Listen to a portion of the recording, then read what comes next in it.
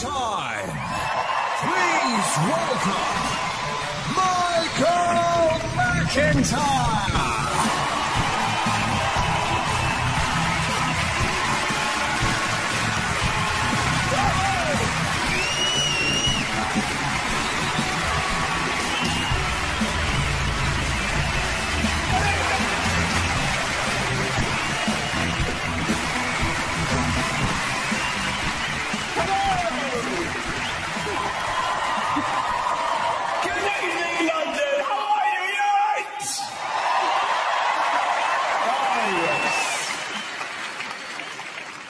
What a year it has been, ladies and gentlemen. 2012. I mean, thank God I'm performing in this year. This is the year that London became probably the greatest city on earth. I don't know how long it's going to last.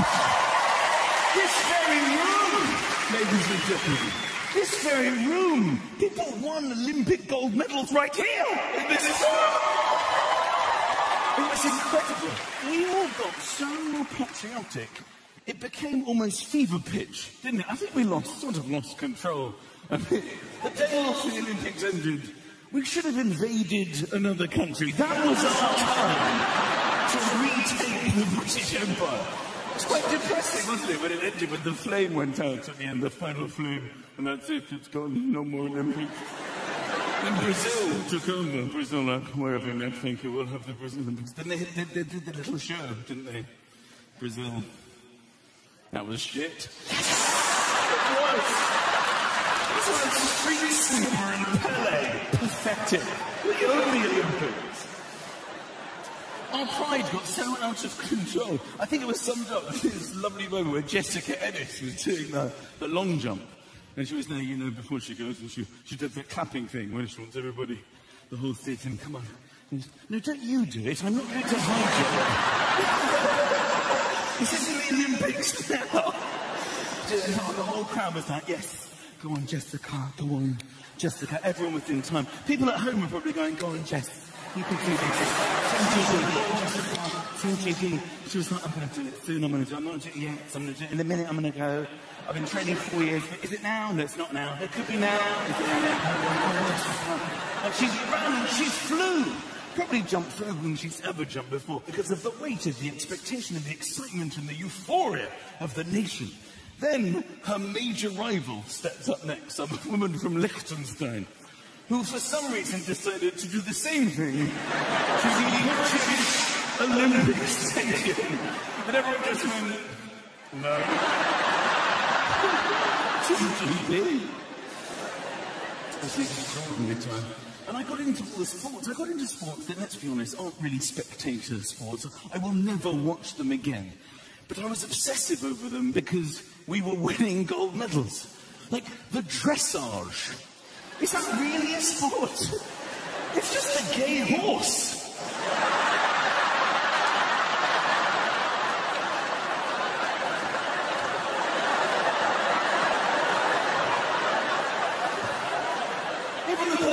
Horses, mate. It's not really a sport. It's just a gay horse. All the horse ones look quite shit, if I'm honest. But the equestrian centre was just round the corner here. They were so posh. It was strange seeing sort of middle-aged, upper-class men winning gold medals because they were so uber, sort of posh. They had those lips, you know, that sort of move independently. They'll be saying one thing, but their lips will be doing completely the opposite. Thousands of years of inbreeding, and basically the lips have a life of their own at this point. Before I even wake up, the lips are moving. Morning! Sometimes I finish a sentence and the lips carry on without me. I don't know how they scored it. Did you get more points the more you look like the horse? Is that how they actually competed? Somebody give me a carrot! The cycling. Who knew we were so good at cycling? And why didn't they just cycle round as fast as they could? What was that weird sort of paranoid one where they...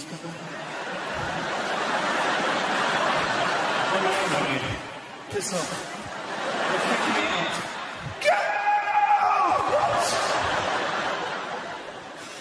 And the taekwondo, did you see that? Unbelievable, that's not really a sport. Are we only allowed to use one leg during it? Fuck off. Right, you fuck off. This is my gold medal! Although the beach volleyball, let's be honest, probably the greatest thing I've ever seen in my entire life. The fact that I was on the BBC in the middle of the day. Normally I have to be at home alone online to get this level of excitement going in my life. I don't think I've ever used the pause button quite as much in my entire life. And if you were under any doubt of what you were supposed to be looking at, they would point to their own asses between points. This is basically the area to focus on here. And the women's, they also enjoyed. I'm kidding, a little bit. Even Andy Murray won. That's when I knew something was up. When Andy Murray caught the Team GB bug, he hasn't even lost since. He's incredible. I actually met Andy Murray once. I met him in a restaurant. I don't know him. He was eating. I was eating. I saw him. He was quite inconspicuous because he was in his home clothes. We've never seen him in his home clothes. He had like a polo neck. He was eating a plate full of normal food. It's not like he was sitting in his, in his kit. A towel over his head, having a banana. That's Andy Murray on table 4. Asking for the napkin and just throwing it back. Selecting potatoes.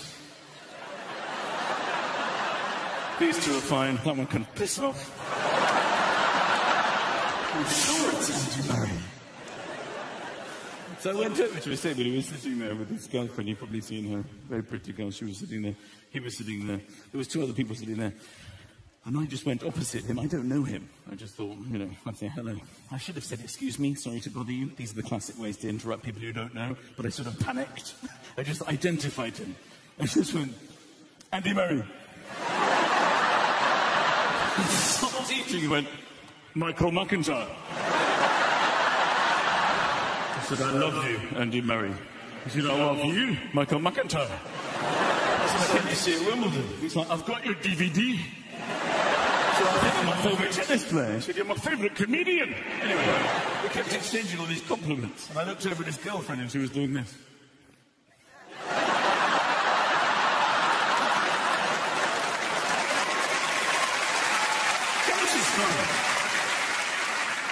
And the umpire. Seriously, what kind of a job is tennis umpiring? Any baby could do that. They just sit in a high chair saying juice. That's my favourite joke. But let's be honest. I think, personally, of all the heroes this year, and there have been many, the Queen has surpassed herself. That Good evening, Mr. Bond. Are you kidding? She was in James Bond. She parachuted into the Olympic Stadium. Our Queen did that. What a hilarious nation we are. I love that. This also in her Jubilee year, 86 years old. She's been on for 60 years. We have celebrated her Jubilee. You probably remember that in London. That was fun. I'm glad she survived it. I mean, the first day we put her on a boat for 6 hours without letting her sit down in the wind and the rain. Such an 86-year-old woman. Prince Philip is 91. 6 hours with nowhere to sit. It was freezing that day. He got sick, didn't he, at the end of it? I think he faked it. He got off a boat and went, sorry, how many more days do I have to put up with this shit? 3 more days. It hurts when I pee. I'm going to hospital. Then they had the Jubilee concert. Clues in the name. It was a concert to celebrate the Jubilee for the Queen. We had it in her back garden. But the Queen does not want a rock concert in her garden. She's 86 years old. Does she really want in her backyard Jessie Jane? She's 86. Kylie Minogue in her hot pants? Are you kidding? Grace Jones? What on earth was that about? Hula hooping the whole time. Slave! To the rhythm. Slay. To the rhythm. Did the Queen enjoy this? Was she back at Buckingham Palace playing it? Slay. To the rhythm. Time. Slay. Stop the clock. Start it again. To the rhythm. Look who's back from hospital. Slay. To the rhythm I watched on TV. It was a wonderful film. Throw one on me. Slay. The corgis. I've managed to hook up with Prince Harry on Skype from Las Vegas. Slay. To the rhythm. Here comes Kate. Poor Kate. She's rich, the Queen, though. She's done well for herself, let's be honest. I mean, there are technically people with more money than the Queen, but she's on money, okay? You can't really argue with that kind of wealth. She's not going to have any money problems, she's on it. There's a picture of her on all money. I've always wondered, could she use it as ID? You know, when she's going through customs on an internal Ryanair flight. I'll see some photo ID. Just flip a coin. Hello. That's me, Queenie. Slave to the rhythm. Can't take us on board. And all the notes as well. It doesn't matter what note it is. £5, £10, £20, £50. There's always the same image of the Queen. Smiling in the corner. Hello, me again. I always thought they missed a trick here. I always thought they should have more exciting images of the Queen, depending on how much money it is, you know? £50 Queen. She should be there in all her glory. Robes flowing, crown jewels, diamonds everywhere. I'm £50 Queen. Check me out. Boom. 1p Queen. She should have a dressing gown on, rollers in her hair, with a top lip hair, cigarette on the go. I'm 1p Queen. Want to see the real me? Earn some fucking money, okay?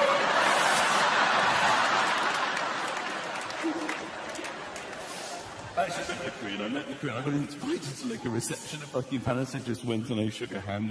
It was fun. It was an honour.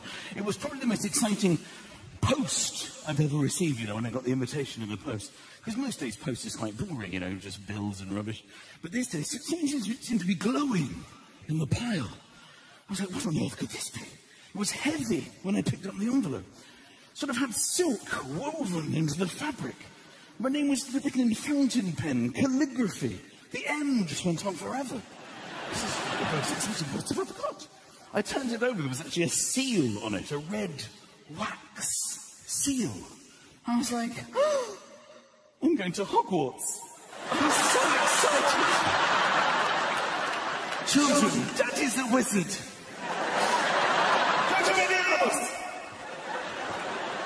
So I opened it up, you know, with my finger. That's what modern people like to do. We just rip it open.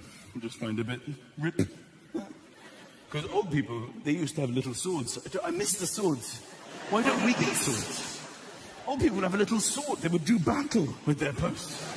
Old people's tasks are hilarious. Little mini swords, blotting paper, paperweights. How windy are their houses? So I opened it up, the envelope, which, by the way, I'm a big fan of envelopes. You know, postcards I never understand. I don't really understand why people write postcards, because you know that everybody's going to read your postcard. It's like public viewing. It's a nonsense. You know for a fact, every time you write a postcard, the postman is going to read your postcard. So I always leave something a little mischievous when I send one. Dear Dave, still having those sexual fantasies about the postman?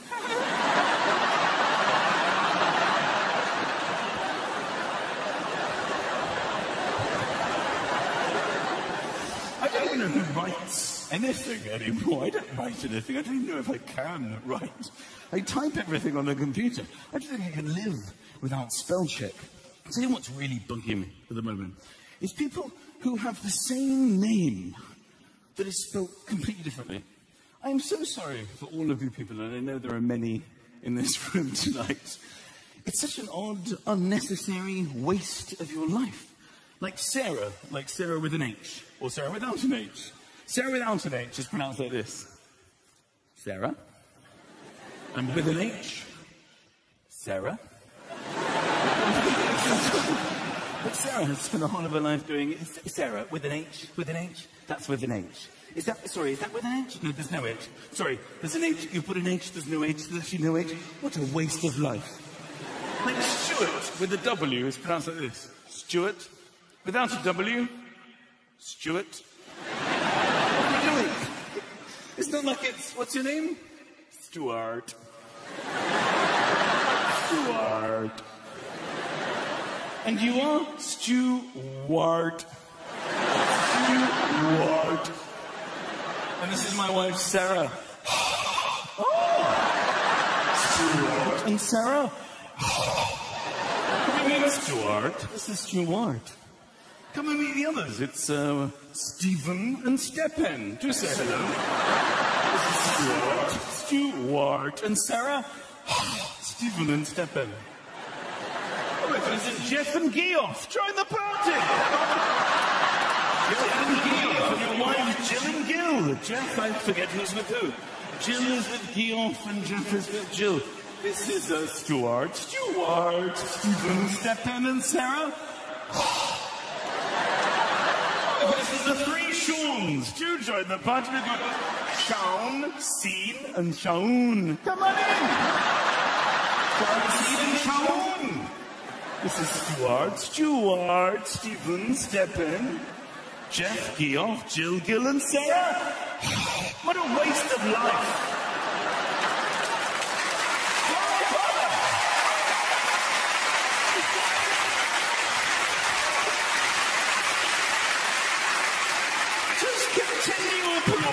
If you have one of these names that comes with a little story, you poor things, suffering.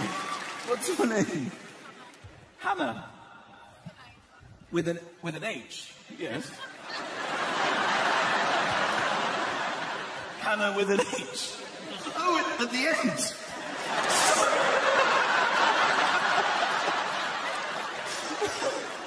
I thought you'd been unnecessarily explaining this to leave your name. It's like me going Michael with an N. Who else? What's your name? Wayne. Everyone's laughing because there's only one way to spell it. But let's see what your parents decided to do. W-A-I-N. That's just a massive error. You need to change that. Why would you do that? Wine.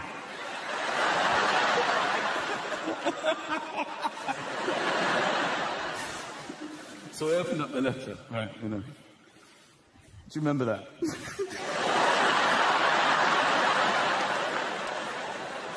This is now yesterday's post. Dear Michael, the master... I'm reading the letter now. Dear Michael, the master of the household. That sounds very exciting. Who's this guy? Right. The master of the household would like to invite you to Buckingham Palace to meet Her Majesty the Queen.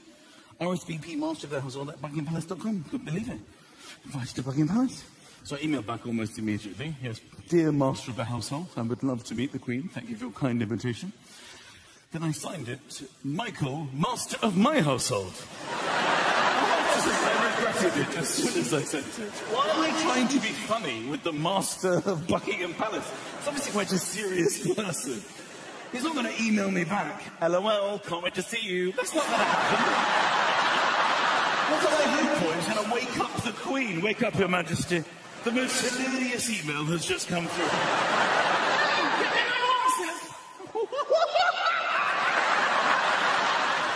Philip, wake up! Check this out!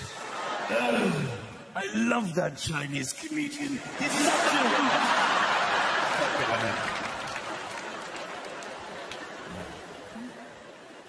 She's got a good fake smile, the Queen, doesn't she? A lot of fake smiling she has to do in life. She's honourable.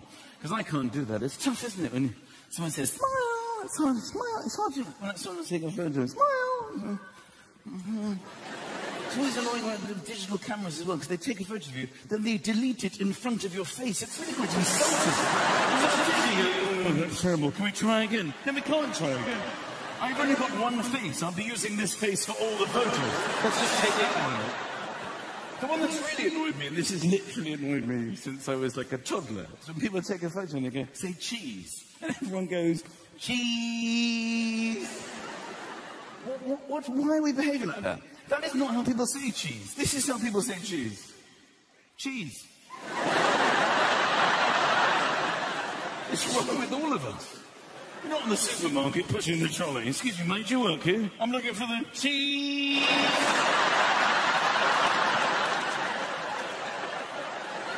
I think it's all four for cheese. You want salt and vinegar or cheese and vinegar? Here's some advice. I don't even know if this is true. It's more of a tip. My sister told me there's apparently models who make a living out of looking good in photos. They don't say cheese. They say prune, prune, prune. Because it makes them pout. Prune. Try it. I know you're dying to.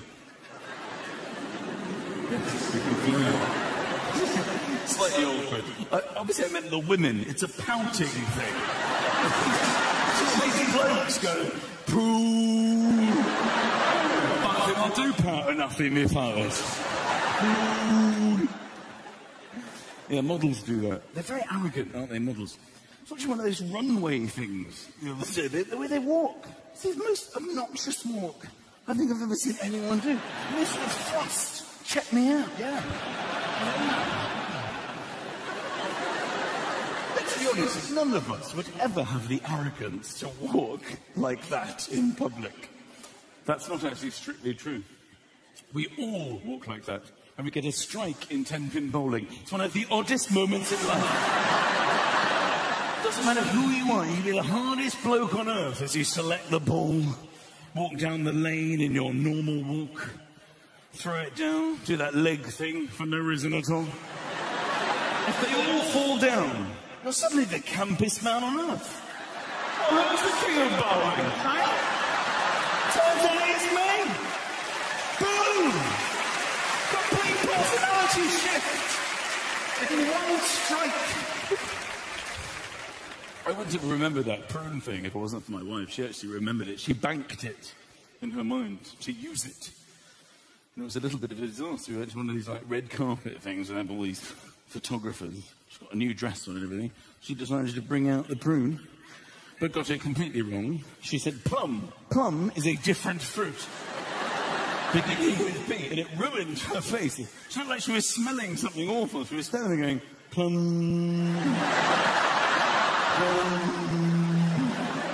It's like a whole bank of photographers. I had them like, what are you doing?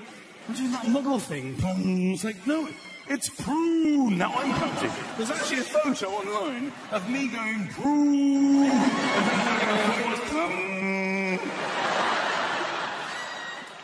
That's not the worst. Once I went to like this, it was like the BAFTAs or something. It was a big awards thing, and I got all dressed up. And I wore my glasses because I thought it looked cool, and my wife approved it. She's like, yes, they're very cool in your glasses. I'm like, I'll wear these. She got a beautiful new dress. You know, went down red carpet, flash bulbs everywhere, signing autographs, famous people. And then you sort of posed for like official photo. Here we are, we've arrived. And I went online the next day to see the photo they used. And I've got to tell you, when I saw it, I nearly threw up. I was as shocked as you're about to be when I saw this photo of me. I looked really angry. I was standing there like this, going like that. And as soon as I saw it, I was like, oh my God. Someone's obviously photoshopped this. They doctored it. It was all over the internet. I never did that. Why would I do that? I'm not insane. Who would go to the BAFTAs and just go, fuck off to all the press? Also, I don't do that. That's not something I'm not a finger flicker, you know. You can probably sense it's not something that comes particularly naturally to me. I don't even know how people do it. Do you start early and then bring it into play? You just sort of reveal it? Yes, I don't like you. Because people do it to me, rude people, in the car. I think it reflects badly on my driving. Sometimes they drive past me and just leave their finger out the window. As long as you can see me, fuck off. So I phoned up my publicist. I said, look, somebody hates me. They've doctored these photos. It's all over the internet. I was livid. I wanted to take legal action. So we demanded to see all the original photos to prove that this has happened to me. And very unexpectedly, it turned out to be my fault. Didn't see it coming. I was pushing my glasses up. Seriously. What kind of an idiot? I have to say the photos did look quite funny. Just me sort of saying...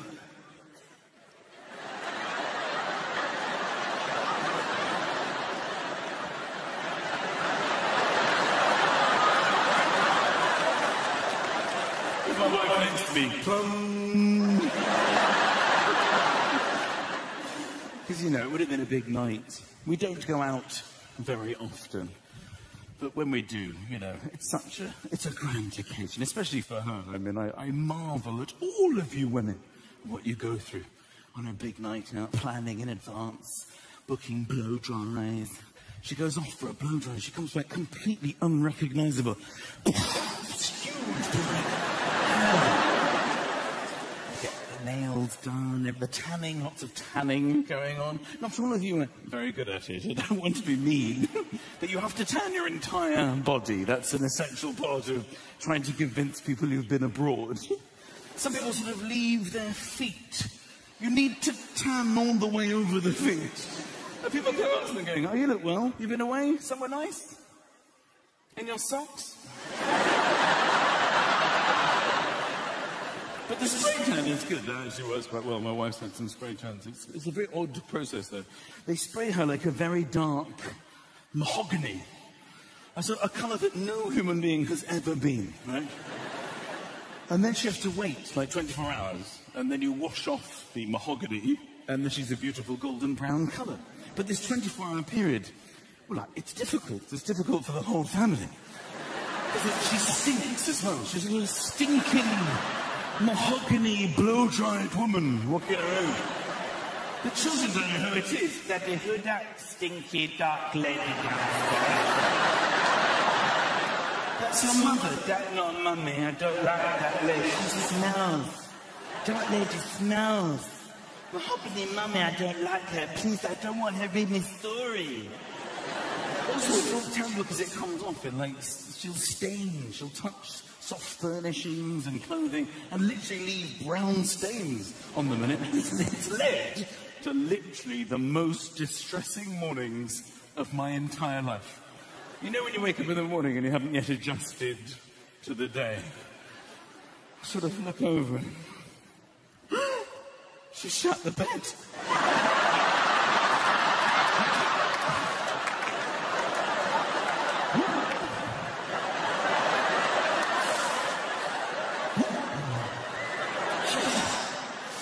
If I'm honest, that's probably not the first thing I think. The first thing I do is confirm it's not me. Okay.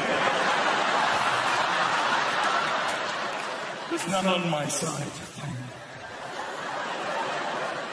Darling, wake up, look at me. I'm just going to come straight out with this because it's bad, okay? You're very sick. You're a very sick woman. I'm so sorry. We can't go out tonight. You've done a shit in your sleep. It's everywhere. It's even under your face. I'm not even sure how that's happened. The children are coming in. Mahogany manager to put her in the bed. Just get out and close the door. But of course then she washes it off and she's a beautiful golden brown, you know, to go with the blow dry, pow, and the nails. That's before she's even got dressed yet. Women getting dressed, it's an extraordinary procedure. Everything, she needs privacy. Lots of privacy. I'm getting ready now, just leave me alone. But of course men never want to leave women alone when they're getting dressed. When there's some kind of nakedness involved. We will always be lingering, lurking. It's the privilege of every husband and boyfriend. I'm always lurking, you know, when my wife's getting dressed.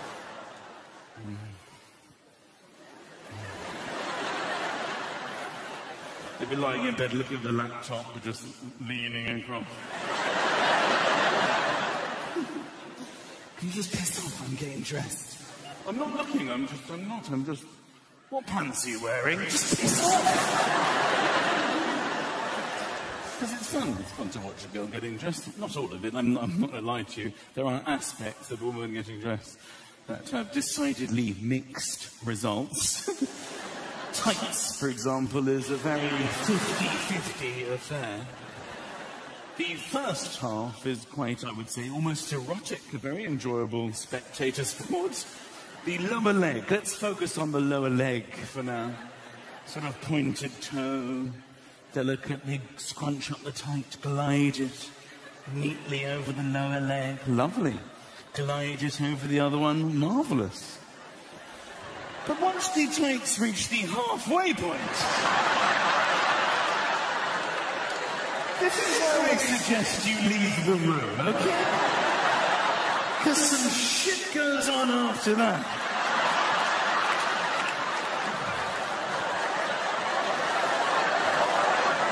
Sometimes I just tug at a crotch for like half an hour.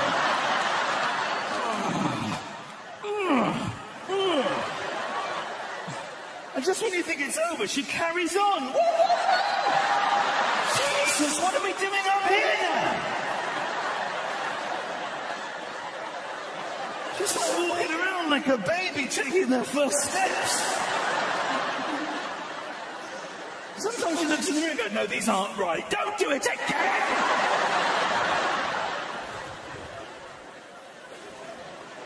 Mixed results.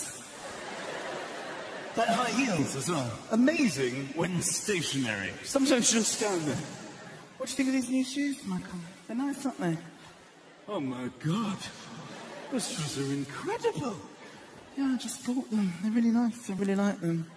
I seriously look incredible in those shoes. I can't believe you married me. You're gorgeous. Come to me. Come to your husband. All right.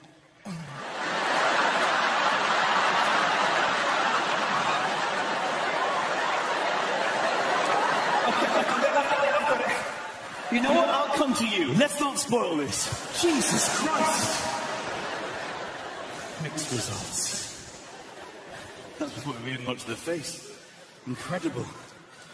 Women don't have to use the face they've been given. I'm so envious of that. They sit and look in the mirror and go, oh, no one's going to be meeting this person. I'll be using these products to create a completely new identity.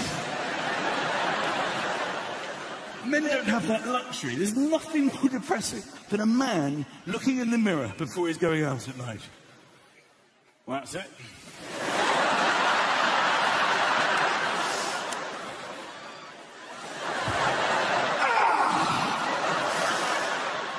I'm ready. Come on, darling, here we go. That's all we do, basically. Hair management. That's all men can really. That's our focus. We just hope hair stays on our head. We hope it doesn't start popping out of our nose and our ears. Human beings have a very odd relationship with hair. Some hair we like on our body, others we find disgusting. I think the oddest relationship with any hair on the human body, in my opinion, has to be the eyelash.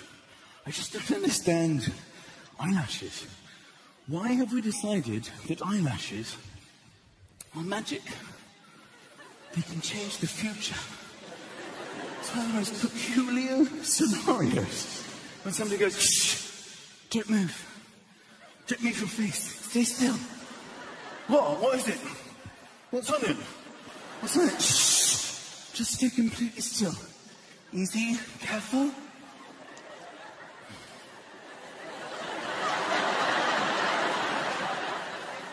Eyelash.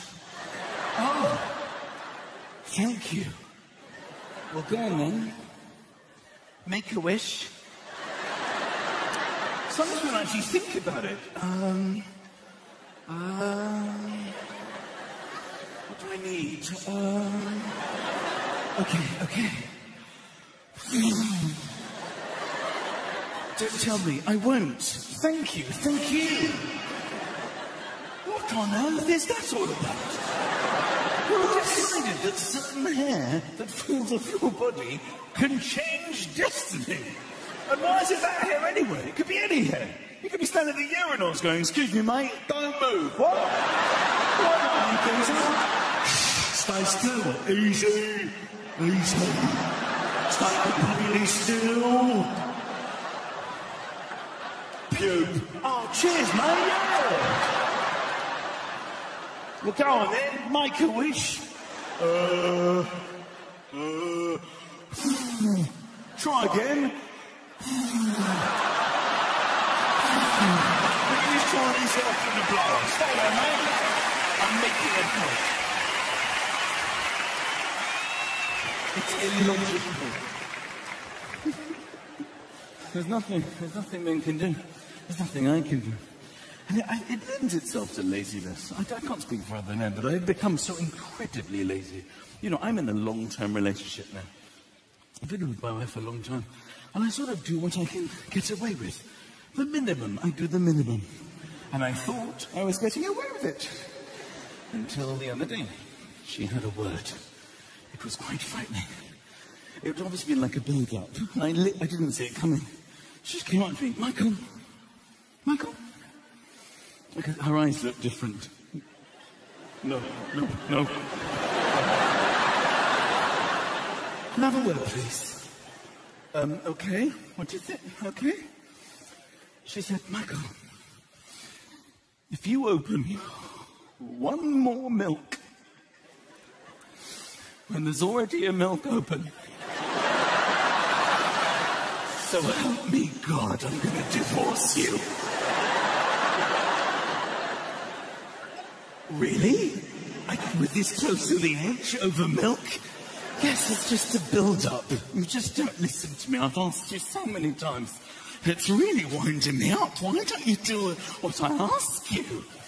I'm sorry, I just consider there's an amount of milk in the house, and you know that sort of that level goes down as a whole. No, it doesn't go down as a whole. Just do as I ask you. All right? Take the bottle that's already open. It really upsets me. Okay, will you do that for me? Yes, of course I will. All right. Is there anything else? I should never have said that. Why did I leave it there? But yes, there are a few things, if now that you ask, that I don't understand, Michael. I don't understand about you. Well, what is it? Well, why do you... Sometimes you do help. Sometimes you put your dirty laundry in the basket, and I'm grateful for that, thank you. But why occasionally do you just leave it near the basket? You need to put it in the basket to help me. Why would you sometimes not help me and put it near the basket? I just don't understand that. Why is that, Michael? Because I'm throwing it in. Sometimes I miss. Well, you can go back and pick it up. I do. I often go back and pick it up. Gonna try again.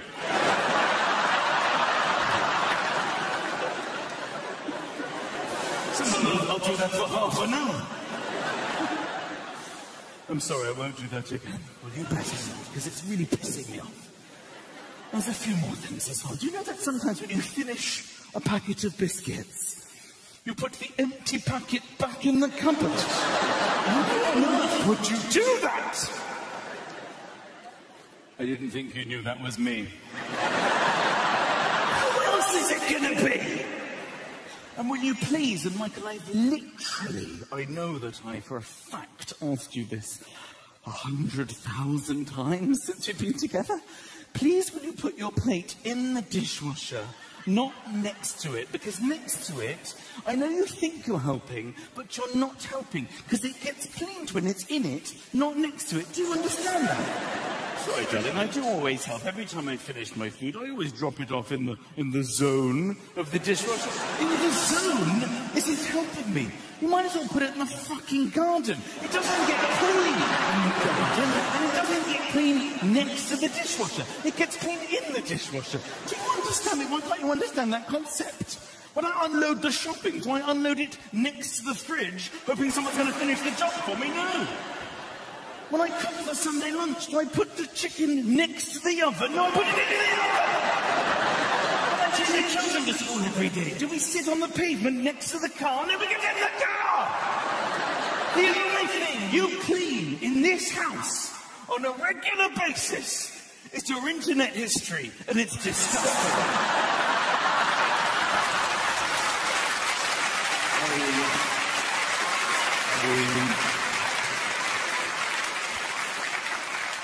Because we are in a long-term relationship.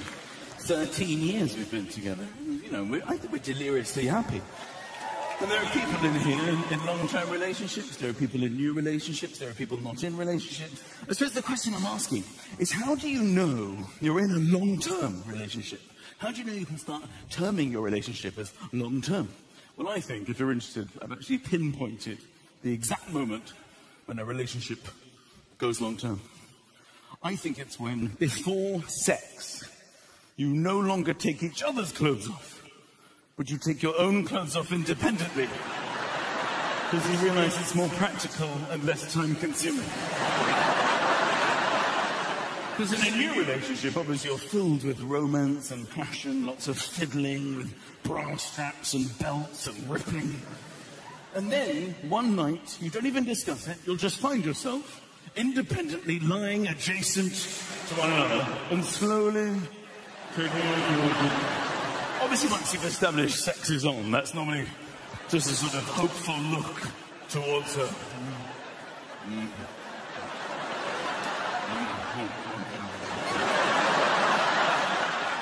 Or she'll do something sensationally erotic, like mute the television. Watching that can only be one thing. And then you just slowly take your clothes off. She'll be there, doing all her business. Socks off, obviously, if it's a special occasion. Confirm you're both entirely naked. Right. Let's begin. And then long-term relationship has begun. And there's no going back. And it's the same for afterwards as well. You know, in a new relationship after sex, you remain naked for some period of time. In your new relationship, everything's so new. The cover's off you. Look at me. Naked. I'm so comfortable to be naked with you. Should be walking around completely naked. Look at me, completely naked in my new relationship with you. I'm hungry. Let's go downstairs. Naked. I'm looking the fridge with my chili balls in my new relationship. In a long-term relationship, literally the microsecond that it ends, you reassemble. Everything goes back to where it was. The book comes back out, the glasses are back on, the laptop reopens, the television is unmuted. It's like a magic trick. I don't know how couples do it. Somebody could come into a room, survey the scene, walk out for 3, maybe 3.5 minutes, walk back in. The same scene would greet them. How is that even possible? But you have to be careful. You have to be careful in a long-term relationship. You have to respect women because they're so different. Because you can take them for granted, and often, you know, she'll have a word. She'll say, you know, Michael, you've got to be a bit more romantic with me, you know? We've been together a long time now. You've got to make a bit of an effort sometimes. Be a bit more romantic, because I'm a woman. I'm a woman. I've been doing some reading as well recently. I've read 3 books. I'm a woman. And I need to be seduced. This is very difficult for men to understand. Because men don't need to be seduced. We can seduce ourselves when we're not even conscious. We just wake up in the morning and just, oh. I appear to have fully seduced myself during the night. Bonus. Darling, I'm up for it if you're up for it. I'm asleep. What are you talking about? Piss off. Oh, you shut the bed anyway. Let's leave it.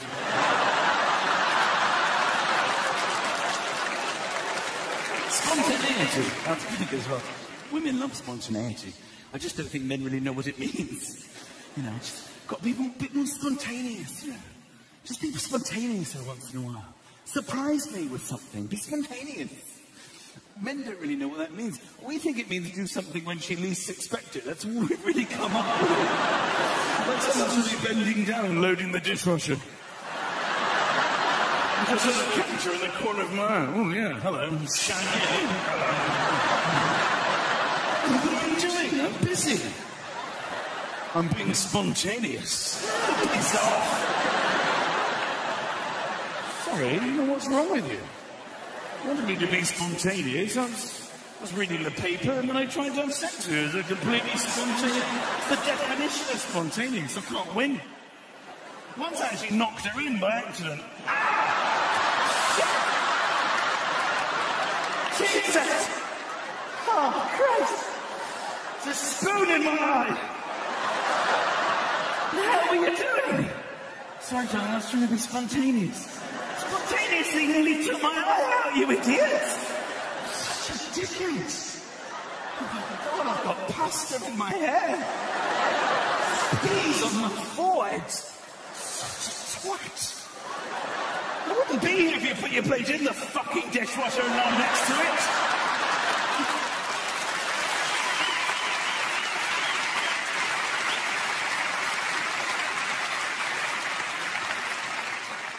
So who put their tickets online? By way of applause. Online people.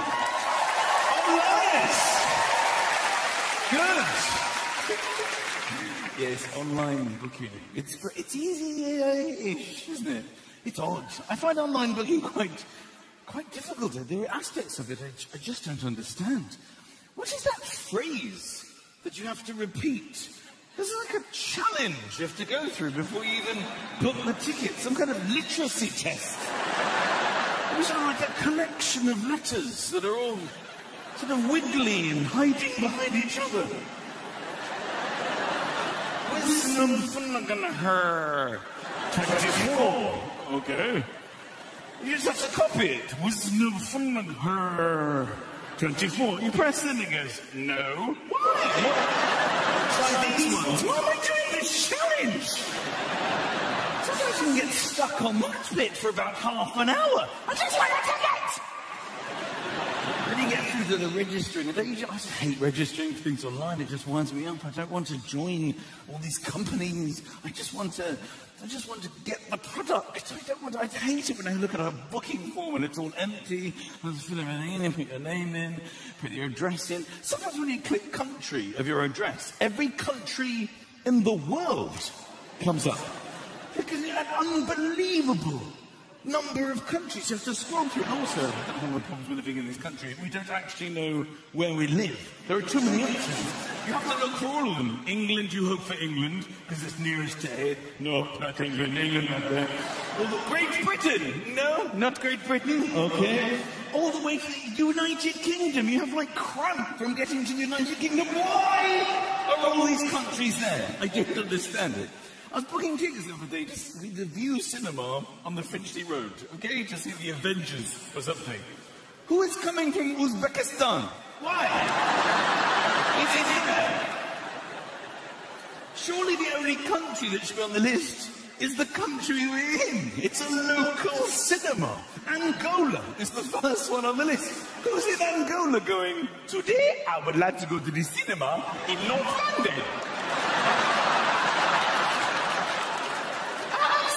Of my local multiplex. This is like a 2:30 showing the same day. How would anyone get there from Angola? We will charter a fighter jet and we will travel as a family to View Cinema, Finchley Road. It sounds exotic. I will see the Avengers there and then we will fly back immediately. I can only decipher this phrase. Is that a B or a 13? Why am I doing this challenge? And you put your email address in, and you have to confirm your email address. This winds me up. Why do I have to confirm my own email address? I can confirm it the first time. It's my email address. Why are you testing me on my own email address? You haven't asked me to confirm anything else. It's right. I'm not an idiot. I know my email address. It's always been my email address. Because they're desperate, aren't they? They're desperate to get your email address so they can put you on their mailing list and harass you. So they're going to harass you with little updates and sales promotions for the rest of your life, and you don't want to be part of that. And they know that you don't want to be part of that. So they make it very difficult for you to know whether you're supposed to tick or not tick the box, which basically tell them to leave you alone. It'll say something like, if you do not want to not receive endless emails from us for the rest of your living life and the lives of your children, please remember to uncheck the non-check, uncheck, non-check. Check, check, non-check, tick box. I have no idea. It's a 50-50. It's just taken me an hour and a half to guess Yangu 38. Now I've got a 50-50.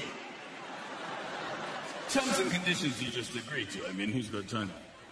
Who's got time, seriously, to do a week's legal reading?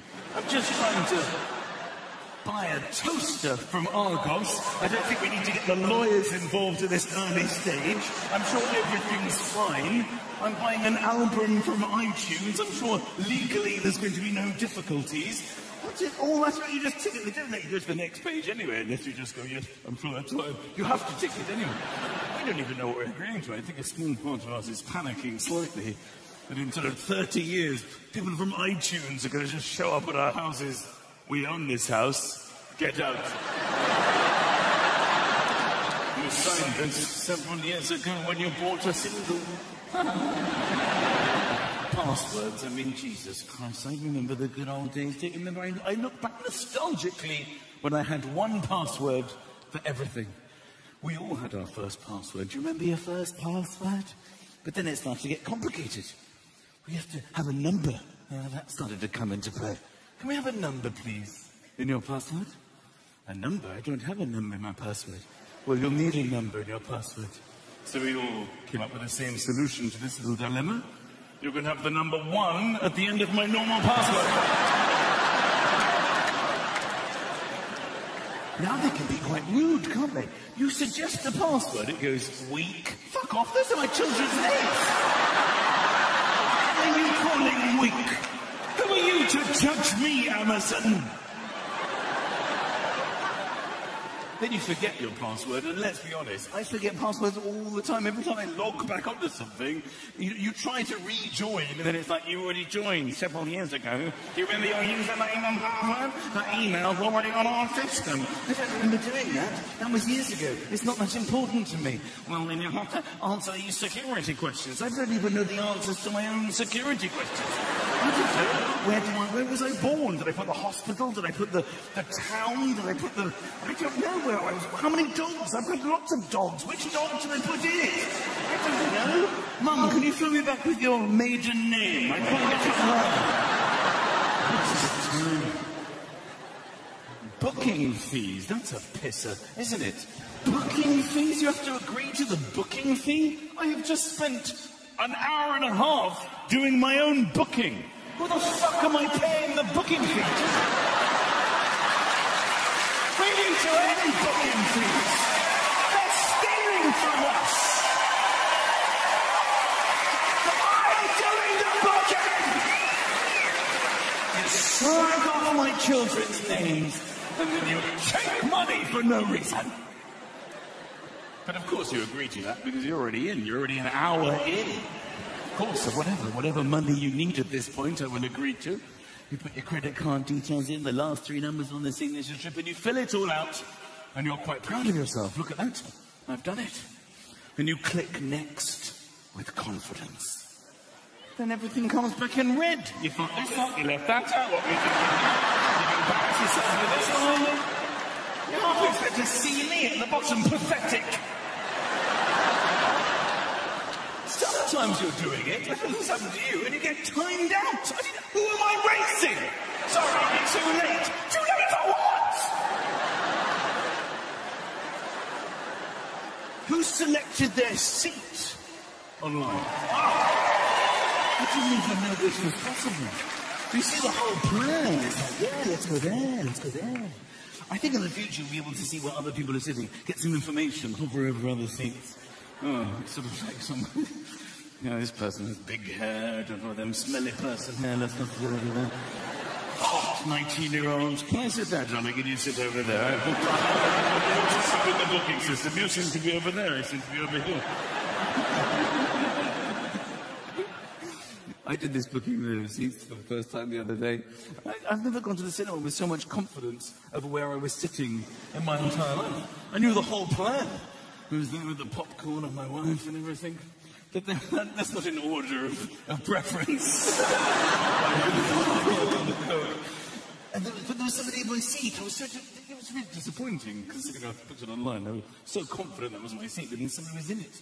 But I didn't want to wade in. You never want to just wade in to strangers, because you don't really want to talk to strangers ever. So I had to check. I made sure it was G, you see the G. But you can't check the numbers, because when you sit on the cinema seat, the number tends to be on the top of the seat, so it's sort of between people's legs. How are you supposed to check that? You can't go along the line, excuse me. Is that 2, 3... Some guy in a kilt. Is that 600? Oh no, 6. Do apologize. She was like, come on, tell him it's your seat. So I was like, oh, it's my seat. So I got my tickets. I booked it online. I selected this. And he was like, no, it's not my seat. And he got his tickets out. We had the same seat. So we had like a face-off. But I was quite angry and rude to him because I knew that I was right because I'd actually selected it online. But during the argument, I realised that I had the wrong date on my ticket. I was like, yeah, well, I'm right, all right? I'll go and sort this out. I'll be back in 24 hours. It's like the awkward journey home with the popcorn. You an idiot, Michael. Yeah, you can select your seats, but some seats, restricted view seating. I have never understood restricted view seating. I was called up the other day to go to the theatre or something, and they were like, we only have restricted view available. They've only got restricted view. I'm like, well, thanks, but no thanks. I think I'd like to see the whole stage. When I'm going to the theatre, I don't even think you should be selling tickets with a restricted view. She went, oh no, you'd be surprised. Some people actually prefer it. Prefer to be behind a pillar with an obscured view. It's like, yeah, because it's cheaper. What kind of people are these? Well, I went to the theatre last night. I saw The Lion, the Witch. I never saw The Wardrobe. I got a cracking deal on a ticket. Saw Snow White and I counted 4 dwarves. 4 out of 7 ain't bad for a tenner. I don't know if booking is better online. But some technology, let's be honest, is incredible. Kindles, they're very good. Have you got a Kindle? Amazing. You can read books now on like an electronic device. You have thousands of books on one thing. Amazing. Books are finished, unfortunately. We've loved books. But books are over because this is going to take over. It's so much easier. And I think future generations are going to look back at us and sort of laugh at us the way we've been behaving with books for centuries. Reading books, finishing books, and then decorating our homes with the book. I've enjoyed this book immensely. I want to look at it now till death. I want all the books I've read staring at me in the face. I'll never touch them again, but I want to know that I have the ability to read. People can come round. Have you seen all the reading I've managed to achieve in my life? I've enjoyed ready meals. I didn't staple the packaging to the wall. This is an Italian ricotta cannelloni, a classic. Join me in the Moussaka section.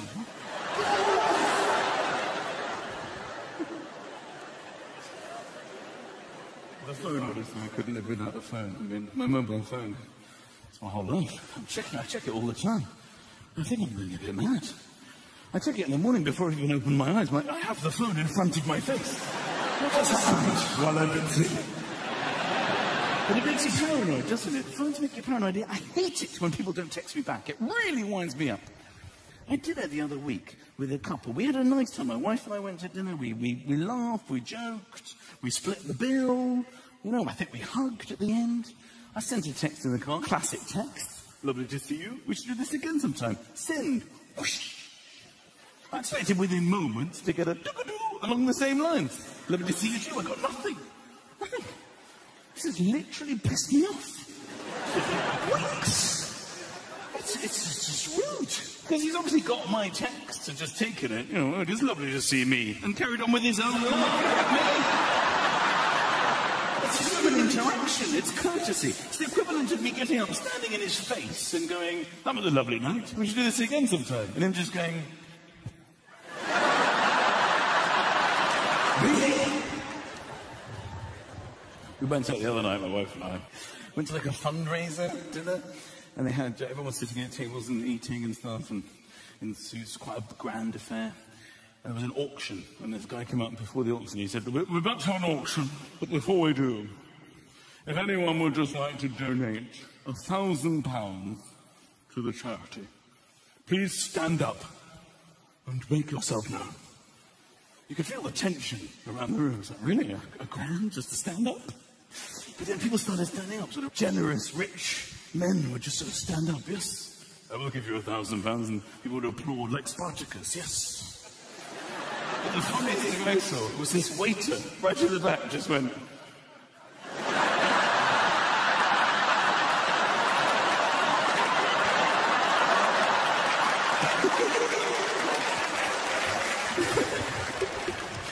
Yes, the phones make you paranoid.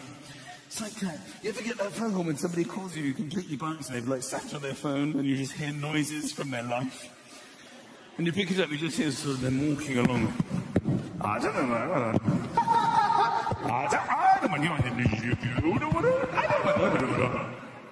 And you know immediately what's happened. They phoned you by accident. They've sat on the phone. This is the sound of the world from their pocket. You should hang up the phone and carry on with your own life.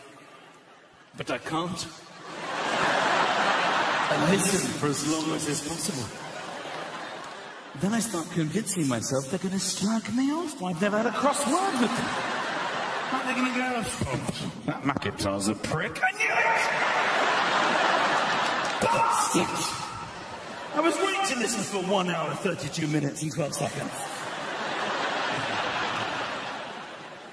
But the world is changing, you see. The world is nothing to do with us anymore. It's all about the children.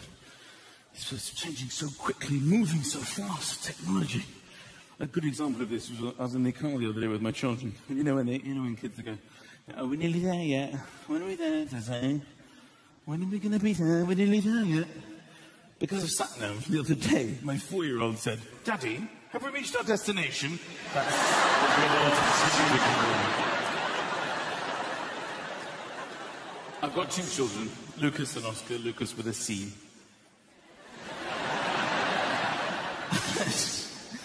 And you know, I gave them their names because I like their names. They're lovely names. But I didn't realise what it was going to be like. You actually basically, because they're 7 and 4 now, and they don't do a thing that I tell them to. I shout the names they gave them. All day now, I just shout the names that I lovingly selected for them. Lucas! Put that down. Don't touch that. Oscar! Don't hit your brother. Lucas! Where's your other shoe? Oscar! Look at me when I'm talking to you. Lucas! Don't you dare talk to your mother like that! That's my life. If I had have known what it was going to be like, I would have named them Hey and Oi. Would have been so much easier. Don't touch that. Oi! Don't hit your brother. They like Where's Wally? I don't know why, it's very boring. If you're not familiar with Wally, Wally's basically a little person in a stripy top, and you have to find him in a crowded scene full of other people in stripy tops, but there's only one Wally. It sounds quite boring, but my kids love looking for him. And it's great for my wife and I, because we can just open the book and go, "You look for Wally." Well, we go and look for a life we left behind before we had you two. Then they just go, we just turn the page. Good, find another one. Come on. But I have done something which I feel amazingly guilty about, and I don't want you to judge me by this, but I think it just highlights, you know, how stressful and tired you can become as parents. I coloured Wally in. Is that bad?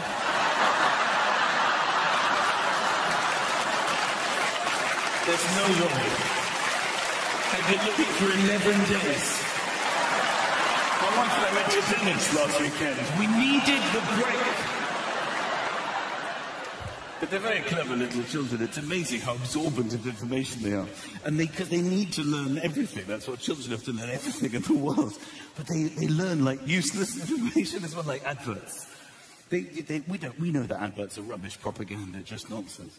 But they think it's like factual information. The other day, my 7-year-old Lucas came up to me and said, "Daddy," it's like, "Yes, darling?" He said, "Have you been accidentally missold PPI?" What are you talking about? You could be entitled to a refund of up to £3,000. Come on, so, Recently, Ozzy, my 4-year-old, slipped on the kitchen floor. I went over to see if he was okay, obviously. He threatened to phone injury lawyers for you. He told me he's entitled to 100% of the compensation. But I try, you know, we all try as parents. You try to look after them, you try to entertain them. I mean, that's the hardest thing. You know what, if you live in London, I took them the other day to the park, took them to the monkey bars. Remember the monkey bars? Sort of series of parallel bars, sort of swing. I could never do it when I was a kid. I can do it now. I just walk across. Hello. Who's the daddy? You're my daddy. It's a saying. You didn't understand. Anyway. But my son can't do it. Bless him. He wants to do it so badly. He's got so much determination. You know, but he sort of holds, sort of swings to one, and then he sort of loses his grip, and then he falls, you know, into the dirt. But that's part of life, isn't it? Get up, try again. Try and try again. At first you don't succeed, and he's determined, and he wants to do it, and I love that about him. But the other day we were in the park, and this is also part of life, and he'd fallen off, and he was in the dirt. And then this girl, who must have been, I don't know, 3 or 2 years old, literally just swung across, effortlessly. She went backwards, yeah! Well, he was just in the dirt, looking up, going, oh, that's a bit depressing. I can't do that, but that's just part of life. Sometimes people can do things you can't. But what you would like to not be part of life was the arrogant mother of this girl who just sort of leaned in and went, she's really mastered the monkey bars. Can I tell about her? I just turned to her and went, really, well, monkey qualities aren't something I look for in my child. I'm looking for a doctor or a lawyer. Good luck with your monkey baby. Come on, darling, let's go. Do you live here in the trees with monkey baby? We're going home. I'm playing a great game with my children at the moment, a game that I'm immensely proud of, because they're loving it, and I invented it. I'm the inventor of this game. It's called Pants Down, You're the Loser. Now, the rules of the game are much like the title suggests. I basically chase my children around the house, and if I manage to pull their pants down, they are declared the loser of the game. But the real beauty in the playing of this game is that we don't plan on it. It's not like I say, hey, this Sunday, who's up for a game of pants down, kids? Before dinner, shall I squeeze in some pants down? None of that shit. Anytime, day or night, I'll just go, pants down! You're the loser! They go nuts. They do this run where they don't know which way to go. Daddy! No! Sort of thrust their arse away from me. I literally tried to catch them off guard, you know. We'll sit down for dinner at the end of the day. My wife will be like, have you had a good day, children? I'll just go, pants down! The food goes everywhere. They still have their cutlery. I did it once in the middle of the night. My wife nearly killed me, but it was worth it. It was hysterical. I got out of tears, like, pants down! They're up in their pyjamas in the dark. Daddy, where are you? Daddy! And then they collided with each other in the corridor. I did it the other night when they were in the bath. They had no idea what I was talking about.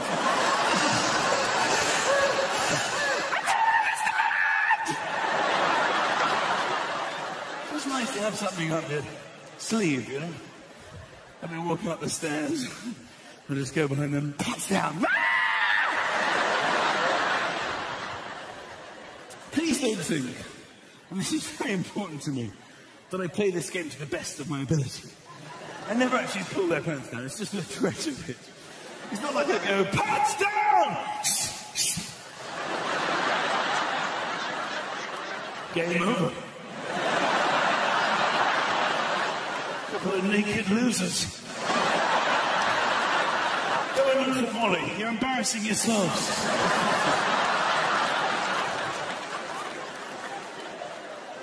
Another great way to entertain children is play dates, you know. Get a friend. We're out from school. Go on, your friends here. Go on, your friends here. Go and play. Go Go on, you two. Go and play. The other day I had a friend over, Josh, really sweet, 7-year-old, came into my office, actually introduced himself. How polite is that? Shook my hand. Hello, sir. Hello, sir. Unbelievable. Nice to meet you. My name is Josh. Oh, you're a very polite young man. Nice to meet you too. You can't help but look at your own child. Why don't you do this? Then I was like, come on, you two, go and play. Then my son went, Daddy. Yes, darling? Can we play pants down?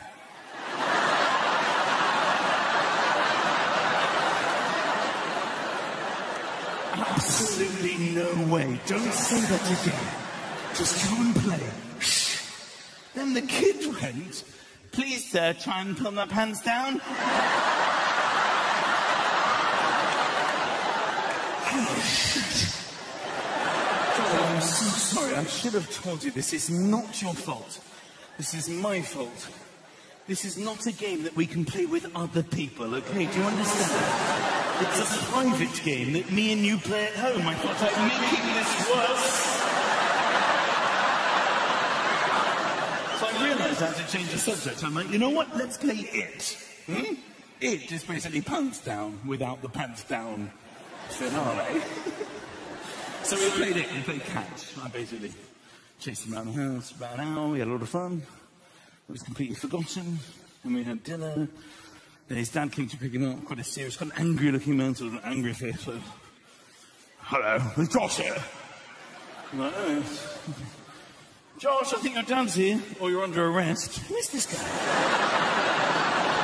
He kept running out. Like, you all right, Josh? You've been a good boy here. So, oh yes, Daddy, we've had so much fun. We were going to play this game where Lucas's daddy tries to pull my pants down.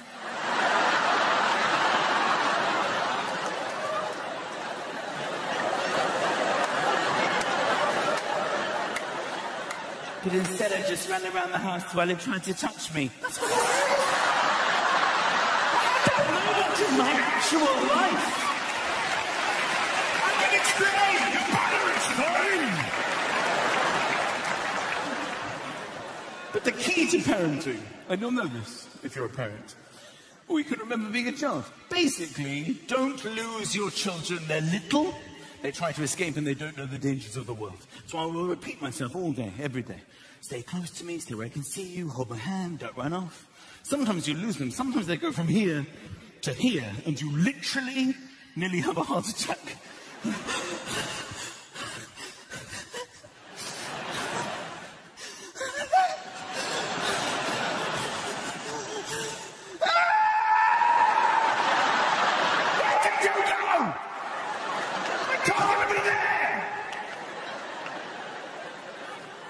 This is why I don't understand hide and seek. Who invented hide and seek? This is the stupidest game imaginable. It's a game that revolves around losing your children. Why would you ever want to lose your children? It's dangerous. There's dangers out there. I always cheat, okay? It's a big facade when I play hide and seek. I'm not going to let my children hide even in my own house. You know, there's danger. They could hide in the tumble dryer. They could dry themselves to death. While I'm searching like an idiot, going under the table. They're in the tumble dryer. I'm not having that. They can just leave home, just get the passport. I'm going to win this game. Taxi! Taxi! Not risking that.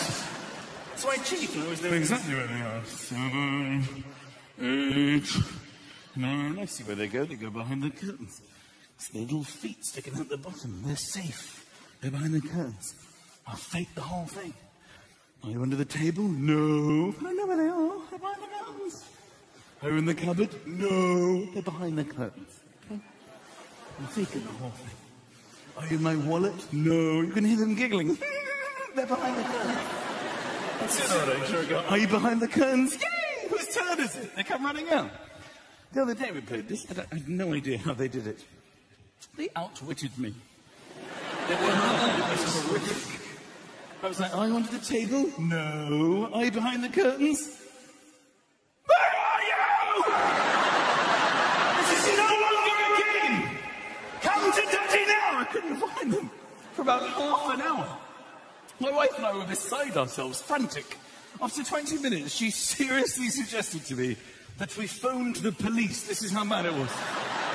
This would have been one of the most embarrassing recorded telephone conversations in history. Hello? Hello, is that the police?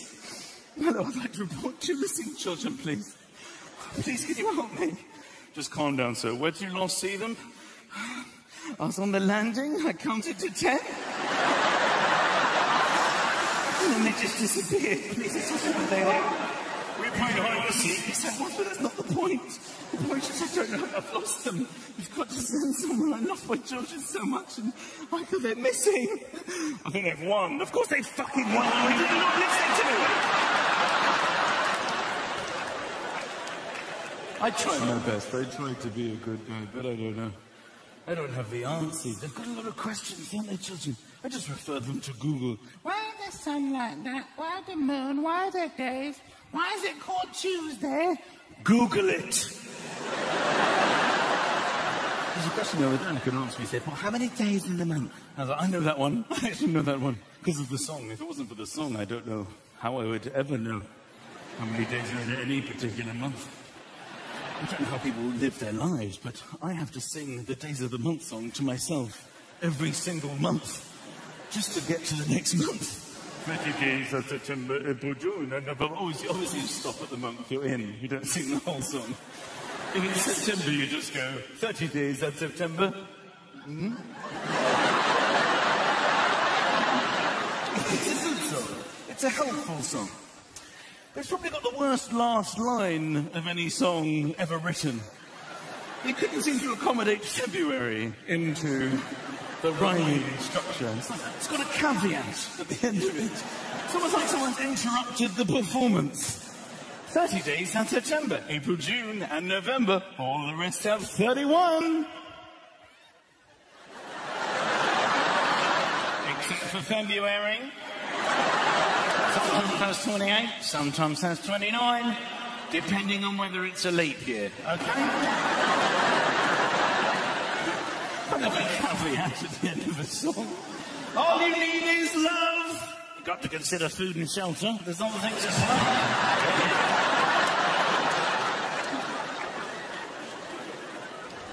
What am I supposed to do? But I hope I'm a good father. I mean, I am falling apart. I've had a very... This isn't how I wanted to be on my DVD, okay? I was going to get fit, but it just hasn't quite panned out, has it? The side view is a little disappointing. Oh, I see. I'm just about in. I will lose weight. I've invented a way to lose weight. It's my invention. Please don't steal this, because I actually have invented this. It's going to solve the obesity problems of the world.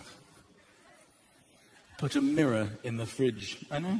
That's the easy, simple ones are the best. So people just go, oh, I'm really fat. Don't steal it. But the truth is, I haven't been able to get fit because I've had a lot of injuries. I've hurt myself a lot this year. Don't feel sorry for me. I tore my calf. I've had an operation on my knee. I dislocated my shoulder last year. I actually saw the same guy for my knee and my shoulder. I didn't expect to. A specialist. Very good doctor. I can recommend him.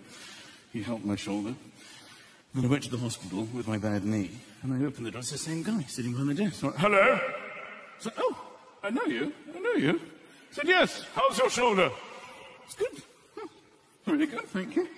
Oh, you really helped that. It feels fine.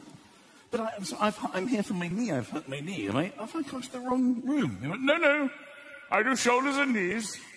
Now, obviously, as you can appreciate in these circumstances, it's very difficult not to say, and toes.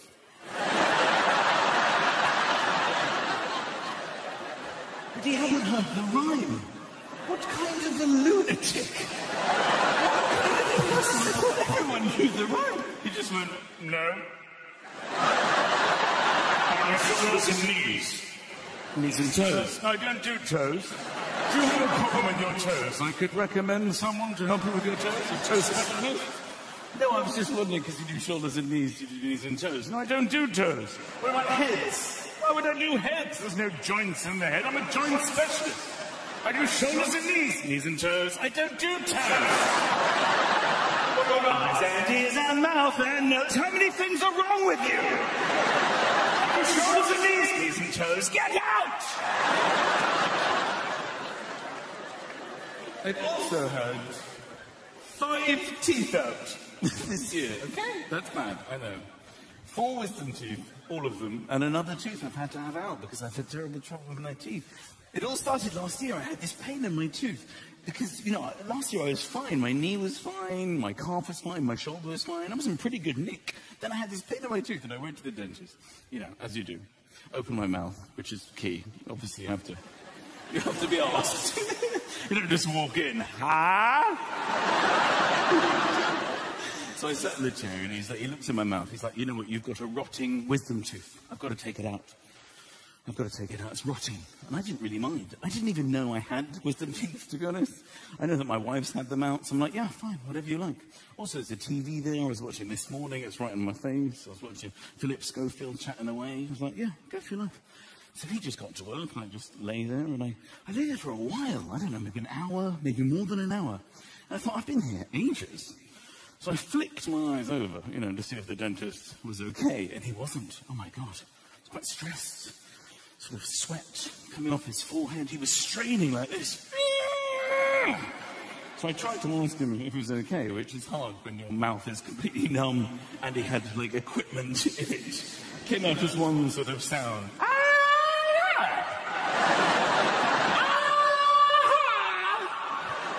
Just one noise.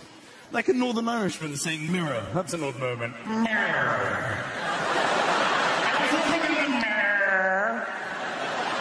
They're not even in the dentist. I don't know what's going on there. I was like, ah! And he pulled back. And he went, no, I'm not okay. I'm not okay at all. I thought it was something personal. I was like, oh my God. Tell me what the matter is. You called me. He said, I've been a dentist for 30 years. Congratulations, that's excellent. That's excellent. Really well done. But I've never not been able to get somebody's tooth out. I can't get your tooth out. It's stuck.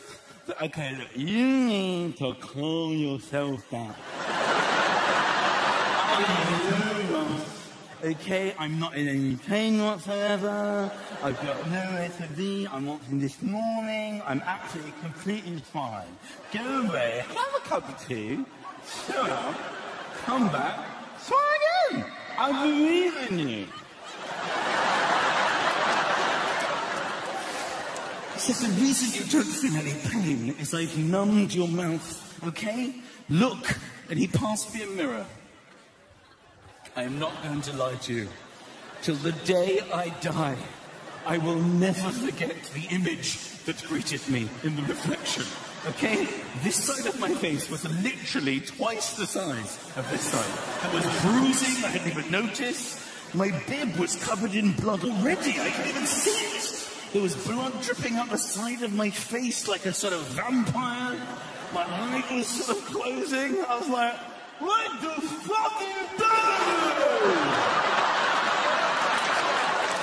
This is what I was trying to tell you. We've got to get you out of here. I've got to get you to the hospital. Follow me! And he ran out of the room. I just followed on behind him. Hello? Excuse me. Hello? I have to say, I thought particularly sorry. The poor people in the waiting room, you know, they're sitting there with the fish tank, reading old magazines, reassuring their children everything was going to be fine at the dentist visit. I come out with bruising, blood all over my beard, blood coming out the side of my mouth.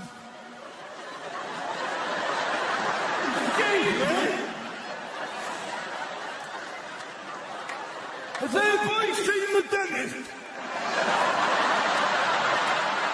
Okay, children, you were right. Come with Mummy. Come on, come with Mummy. Come on.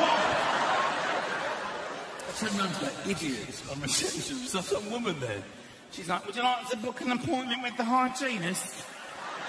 The hygienist? I need a fucking plastic surgeon. It's not medical. I look out the door. This idiot is in his car. He's in his car with the door open. He's still got his gloves on. He's going, get in. Get in. Are you serious? Just get in. So I get in the car with this man. He starts hurtling through the streets. Literally 10 minutes earlier, I was in a dentist chair, in relative comfort, watching This Morning. Then we're driving through traffic. He's hooting and so my wife actually called me up on the phone. Hello? Hello? Hello, darling. You still at the dentist? I'm with the dentist.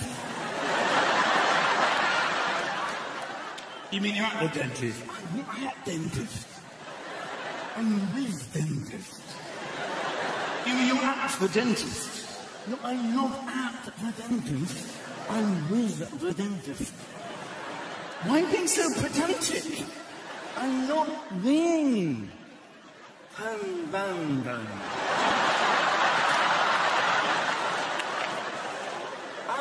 in the car. Are you on your way home? I don't know where I'm going. What is wrong with you? The dentist is writing. The dentist is writing. No, he's writing.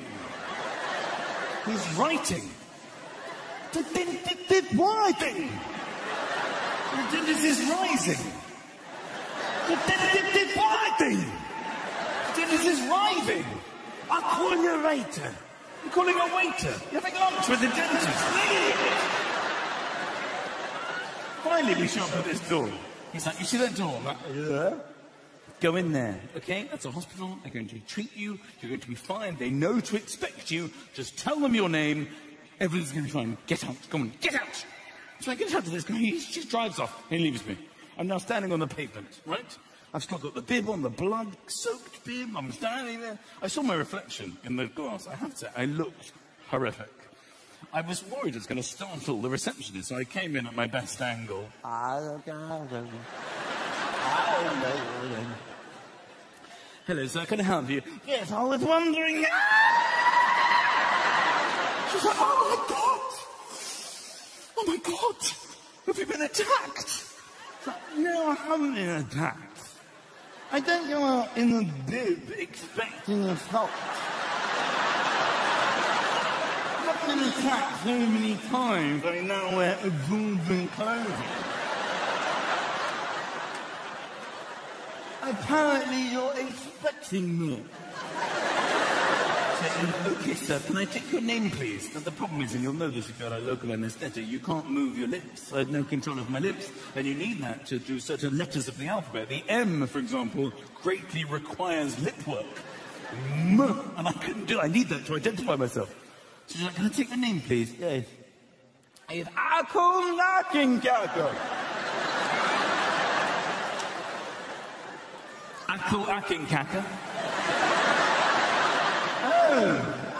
Oh,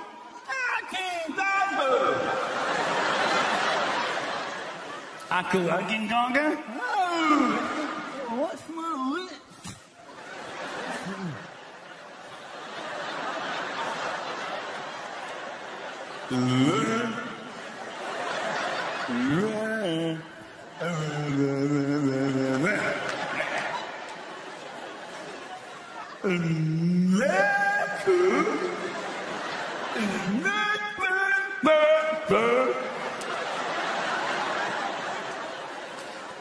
Right, okay, I think the best thing for you to do is if you head down the corridor, take a seat in the waiting room, and we'll try to get to the bottom of this, okay? Now, I'm not going to lie to you. I was quite pissed that you didn't recognise me, okay? I've done quite a lot of television. I know that this side of my face was pretty much, you know, unrecognisable, but this side was fine. I tried to jog her memory as I went down the corridor. Unbelievable.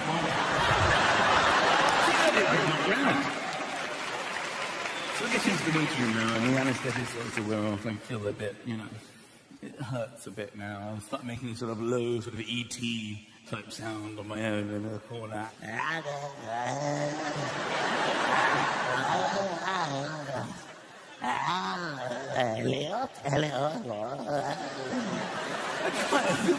was trying to be nice, I was trying to look at other people in there. Thankfully, I think for everybody, the nurse came in quite quickly. Mcintyre. didn't respond, I just She came right up to my face. Excuse me. Are you talking, Kaka? No. So, what is your name? Kaka.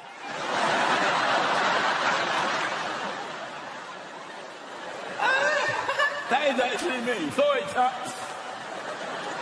This is my real name, obviously, is Kaka.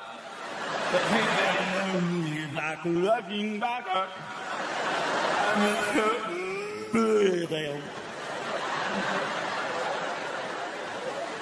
So they take me up to this room, sort of private room, and she's really nice to me now.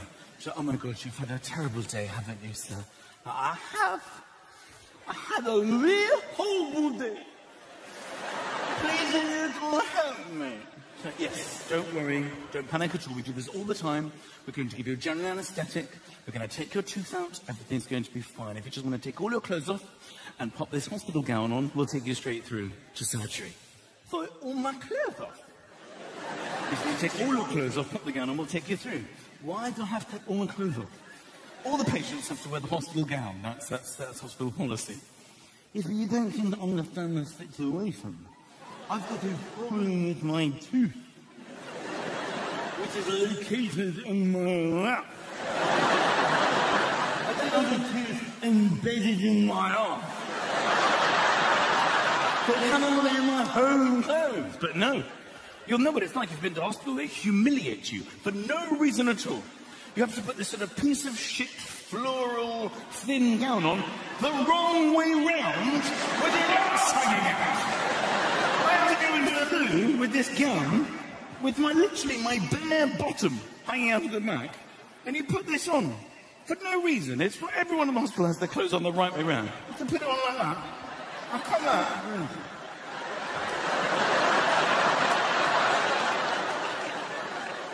Satisfied? Yes, that's perfect. Fuck off, it's perfect. I've got a tooth hanging out, and now I go none out. There's no reason why I have to have no done out. It's disgraceful, it's despicable, it's deplorable, it's abhorrent. What on earth are you going to do to me under general anesthetic that requires access to my arse? Aren't they? There will be repercussions. There'll be what? Repercussions!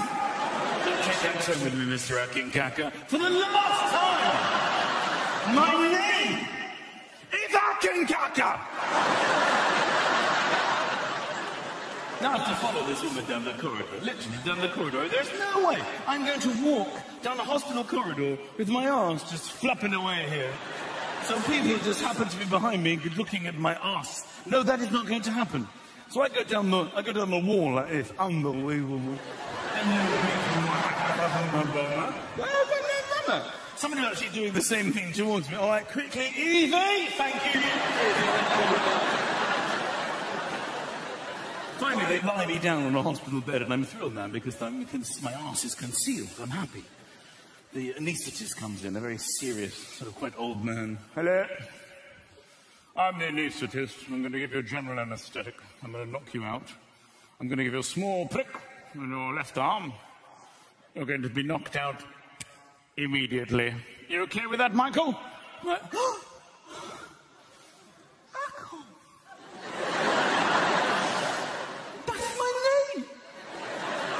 He says, yes, I know exactly who you are. My 3 daughters are big fans of yours. Oh, that's very kind. Thank you. Thank you. Then he put the needle in my arm, and he went, my wife and I not so keen, and put me out!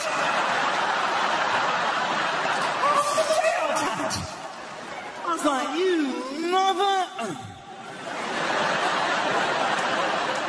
I don't know how many hours later, 2 or 3 hours later, I didn't know where I was. Sometimes I wake up at home in a deep sleep and I don't know where I am. This was the deepest sleep I've ever had. It was a general anaesthetic. I woke up, it was in bed, it was bright, it was hot. I'd come out of the covers, when like in a heat wave you come out, when your arse is at the highest point, you come out of the You know when you're lying down at some stage during the night, the duvet sort of tucks in and you just sort of roll out like that. So I wake up. Within moments, I feel this breeze coming in the back.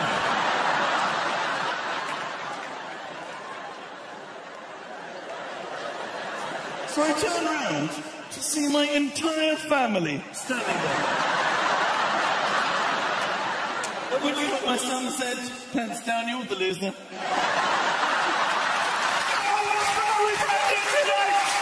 Thank you very much, ladies and gentlemen, bravo! Thank you! Thank you all! Bravo!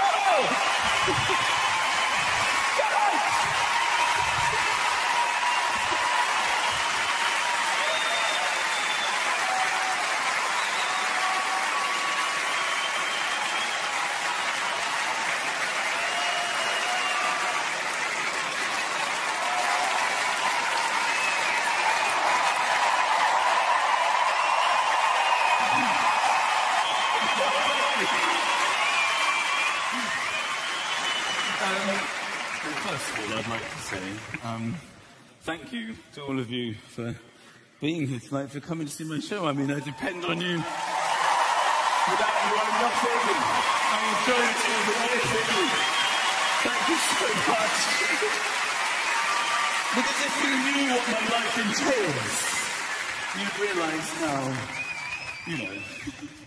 how much this is the best part of my day. I basically sit and wait. I've been touring around the country for ages. It's great to be home. I live in London, obviously. And I've been in hotels all the time, endless hotels and hotels. You think they're fun, but also they're not quite. Lots of shit hotels.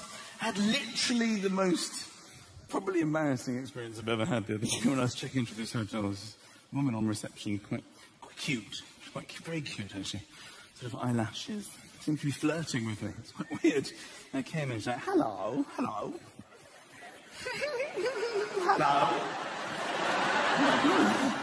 Hello. She had an accent. I don't know where she was from. She was from somewhere else. Hello. I came in with all my bags. So, hello, are you checking in? It's always an odd question, isn't it, when you walk into a hotel for the first time with all your bags? No, I'm pole vaulting. Is this wrong? Is this so funny? Can I take your name, please? Can I take your name? So, yes, it's Mcintyre. Mcintyre. It's Michael? Michael? Yes, Michael Mcintyre. Okay. You're with us for just the one night? So, yes, just one night. I'm just with you for one night. Not with you. You understand. I'm in a hotel. It's so funny. Would you like newspaper in the morning? Would you like newspaper? So, no, I'm fine, thank you. I'll be fine. No, I'll be fine without, thank you. Would you like wake-up call? Would you like wake-up call? No, don't phone me. I'll be fine, thank you. Thank you. Then she asked me, which I suppose is a normal question, because it was just me for the one night, how many keys I wanted for the room. And she went, do you want one key?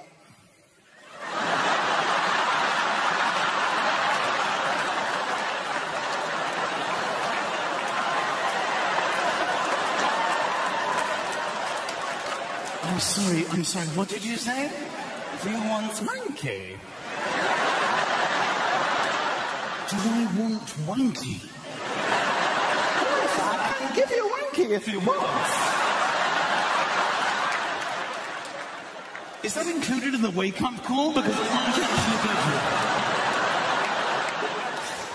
not that they actually give you a key anyway. I mean, keys work just fine. We all have keys. We'll go home tonight. We'll use a key to get into our home. But in all these hotels, they give you these like key cards, these sort of pieces of plastic that work like 50% of the time. You go all the way to the room, it goes from red to red, red to red, red to red. Sometimes I spend my whole stay just there because I don't want to go back to reception. Red, red, red, red, red. Sometimes it goes green and then you get your bags. And it's gone red again. Just let me I always come in and have a little peruse my new home. What's it going to be like? You know, walk around. Certain aspects of hotel rooms greatly depressed me. Tea and coffee making facilities. That's a bit of a low point, isn't it? Sort of trying. Tea and coffee making facilities. With your mini kettle. It's one of the very boring moments in life when you have to take your mini kettle into the bathroom. You should never fill a kettle in a bathroom.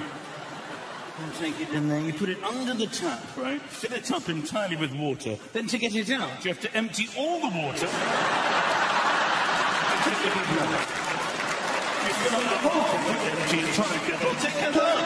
I'll go through that for like half an hour.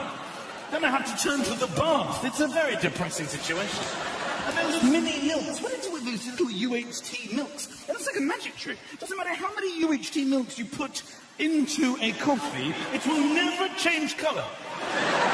You can see the white fluid landing in the coffee and then just disappearing. What's happened? I've just used 13 mini milks, I've still got a black coffee.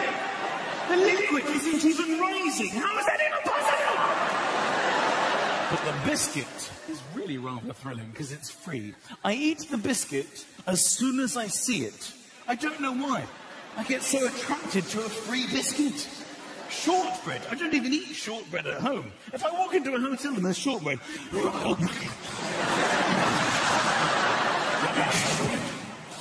Just drop the wrapper. I'm not at home now. Yeah.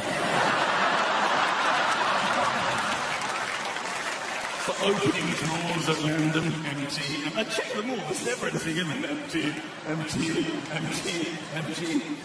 Oh, there's a Bible next to the bed, so you can pray for an upgrade. Thanks for your help. Oh, well, can I just ask while I have you all here? Who at home, on their beds, by way of applause, has a duvet? Duvet people, reveal yourselves. Duvet people! This is not what I expected. Who doesn't have a duvet? One person. Okay? So what I want to know is why literally in every hotel room I stay in, am I strapped into sheets? Sometimes with like a brown blanket on the top. Like a World War II evacuee. Give me a duvet like everybody else has. And they make the bed so tight that when you get in it, you're sort of trapped in it.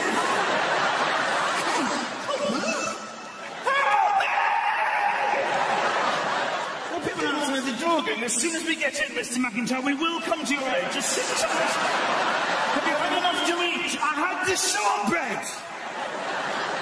I'm praying on the Bible, save me, God, from these shit sheets. And the things they think you need in hotels, oh my God, sewing kits. Sewing kits? Are they kidding? Who is sewing in hotel rooms? What do they think we're doing? What kind of people are they expecting to book? I booked a nice hotel for us this weekend. Going to catch up on our tailoring, I thought. Some Bible studies, have some black coffee, sleep on the outside of the sheets. It's party night. If you've forgotten your toothpaste in a hotel, they give you enough toothpaste for one tooth. Thanks for your generosity. That's happening. And the bathroom, oh my God, it's unbelievable. The more expensive hotel you stay in, literally, there will be lotions and potions and bottles for things you didn't even know existed. Bottles everywhere. The cheaper the hotel, there will be like one bottle that claims to be everything. Oh, be shampoo, conditioning, body wash, shaving cream, toothpaste milk.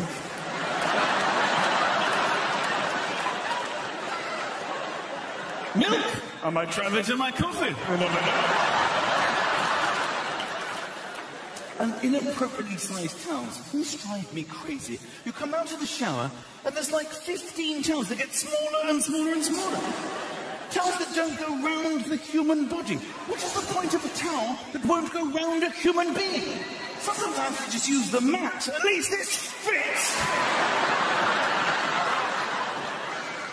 People tend to go for side open. That tends to be the internationally recognised solution for the short towel. Sort of leave that open. And you come out complaining to my wife, look at these towels. They didn't even go the whole way around. It's very rare to go front open. Can you believe this? They didn't even go the whole way around. Just hurry up, we're late anyway.